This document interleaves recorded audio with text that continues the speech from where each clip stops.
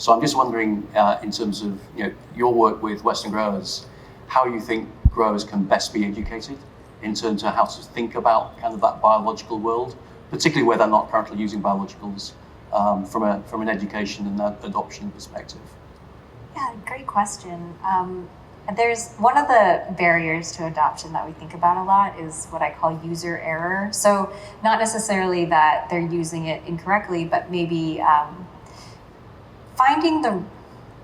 communicating with product companies how to fit on farm is really critical, right? So if your product needs to be refrigerated, is there refrigeration throughout that whole transit chain and on the farm? If your product needs to be applied as a prophylactic, as opposed to identification and you want to see that knockdown, that's going to be a different method. So certainly there is grower education that needs to happen in terms of the expectations of what happens after you spray. If you're expecting it to act like a knockdown, but it's a prophylactic, how do you re-educate on that? So for example, with climate change, we do see more extreme weather events happening. And so in California in particular, we saw our first hurricane touch ground a couple years ago, and we had the perfect storm of conditions this past year for wildfire.